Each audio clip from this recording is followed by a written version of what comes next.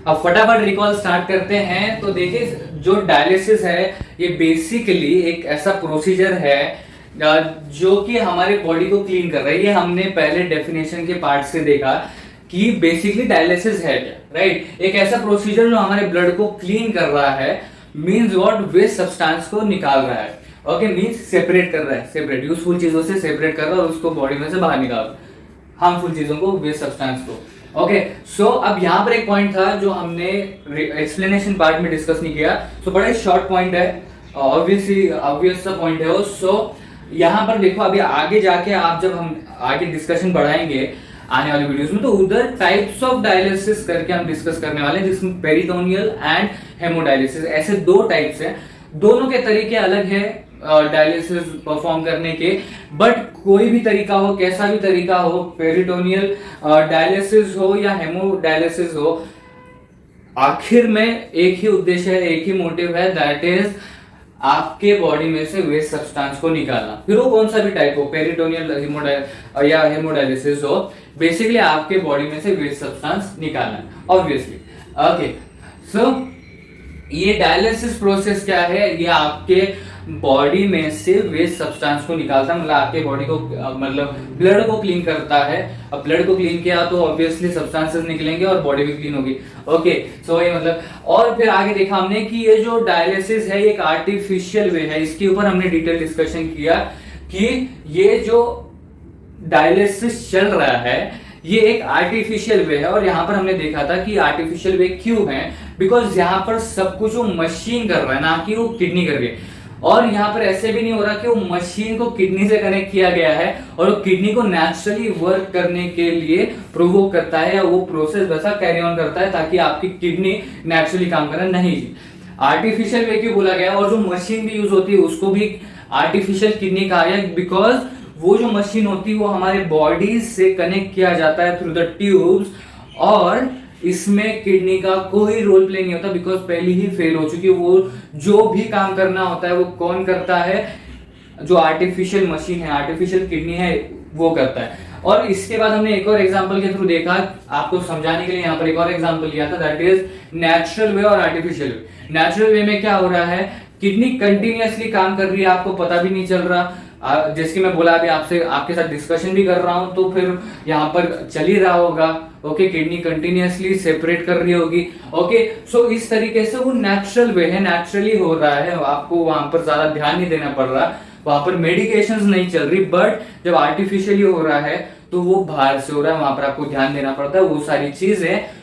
और एक और चीज, यहाँ पर वो सब कुछ नेचुरली इंटरनली हो रहा है, ओके, और वो एक्सटर्नली हो रहा है, वो आर्टिफिशियल मशीन्स के थ्रू हो रहा है। दैट इज वाई ये आर्टिफिशियल वे है जिससे आपके वेस्ट को और हार्मफुल सब्सटेंसेस को बॉडी में से निकाला जाता है। तो यहाँ पर हमने डिस्कस किया था। अगला पॉइंट जो था, हमने यहाँ पर दो चीजें डिस्कस की थी। पहली चीज, डायलिसिस कब जरूरी है, ये हमें दो चीजों के थ्रू पता चला था, यहाँ पर मतलब हमने डिस्कस किया था। और दूसरी चीज GFR के बारे में डिस्कस किया था।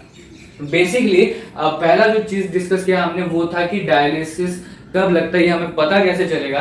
तो जब किडनी अपनी फंक्शनल एबिलिटी, वर्किंग एबिलिटी 90 से भी ज्यादा कम हो जाती है, लूज करती है, मींस व्हाट, किडनी के जो फंक्शंस है वो 90% से भी ज्यादा या 90% खराब हो जाते हैं, तब वो सिम्टम्स के थ्रू ऑब्वियसली दिखेगा। और फिर जब टेस्ट वगैरह सारी चीजें होंगी तो फिर हमें पता चलता है कि भाई डायलिसिस करवाना पड़ेगा, ऑब्वियसली किडनी फेलियर हुआ है। ओके, सो जब आपकी जो किडनी है उसकी फंक्शनल एबिलिटी मेजॉरली खत्म हो जाती है, तब वहां पर आपको पता चलता है कि डायलिसिस की जरूरत है, तब डायलिसिस लगता है। दूसरी चीज, आपको कैसे पता चलेगा कि आपका जो किडनी फेलियर है वो हुआ है, तो जब ग्लोमेरुलर फिल्ट्रेशन रेट 15 ml पर मिनट से भी ज्यादा कम हो जाता है, 15 ml पर मिनट होता है, तब वो कंक्लूजन ऐसा निकलता है कि आपको किडनी फेलियर हुआ है। अभी ग्लोमेरुलेशन फिल्ट्रेशन रेट के बारे में डिस्कस किया था कि होता क्या है। बेसिकली ये आपके किडनी की वर्किंग्स को चेक करता है।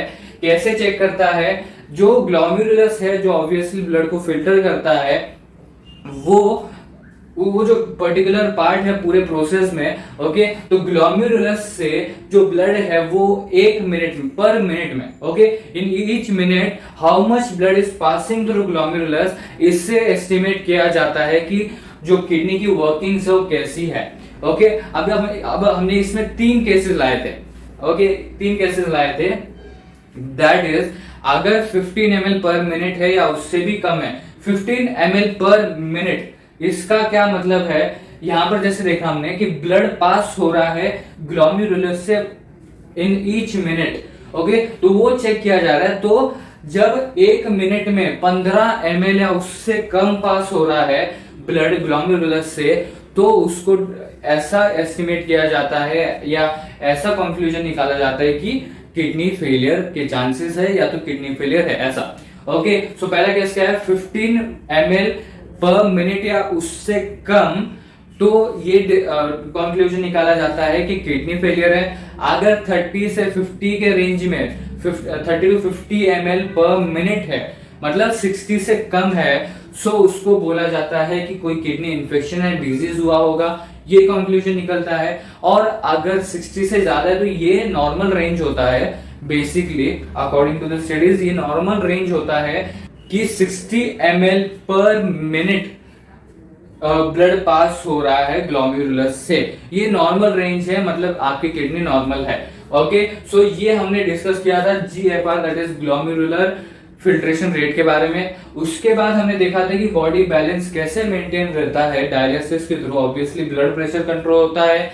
उसके बाद जो भी केमिकल, हार्मफुल केमिकल्स या सब्सटेंसेस हैं उससे प्रिवेंट करता है एंड रिमूव करता है excess water and metabolic waste, जो ऑब्वियस सी चीज है, इसलिए हम डायलिसिस करवाते हैं, ओके। और इसके बाद हमने डिस्कस किया था यहाँ पर कि जो बॉडी बैलेंस है वो आर्टिफिशियल वे में और नेचुरल वे में, उसमें कुछ ना कुछ तो ऑब्वियसली फर्क होगा, because natural way it's a natural way, obviously वो नेचुरली हो रहा है।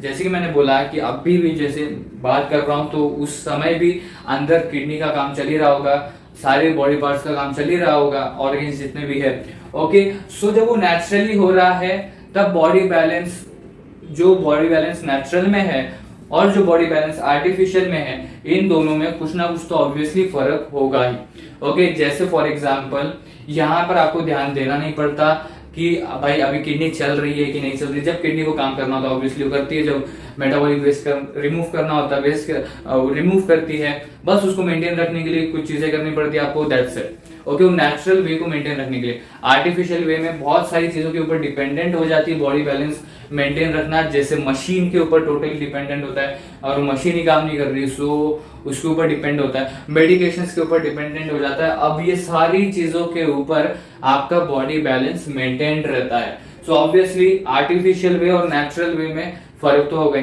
ओके। सो यहाँ पर ये पॉइंट भी डिस्कस किया था हमने कि जो बॉडी बैलेंस है वो कैसे मेंटेन रहता है डायलिसिस में, कितना परसेंटेज आप अवॉइड करते हो रिस्क वगैरह, ये सारी चीजें हमने यहाँ पर डिस्कस की। सो इसी के साथ हमारा जो डायलिसिस के बेसिक पॉइंट का सेक्शन था ये यहाँ पर कवर होता है। आने वाले वीडियो में ये जो डायलिसिस का है इसके बारे में हम और जानकारी डिस्कस करने वाले हैं, that is types of dialysis, जो इसी का एक सेक्शन है। और उसके बाद हम एक सेपरेटली वीडियो देखने वाले हैं, सेपरेट टॉपिक देखने वाले डायग्राम के थ्रू कि ये डायलिसिस का प्रोसेस होता कैसे, और इसमें हम देखेंगे कि नॉर्मल डायलिसिस कौन सा है, ओके। एक होता है पेरिटोनियल डायलिसिस, एक होता है हेमोडायलिसिस।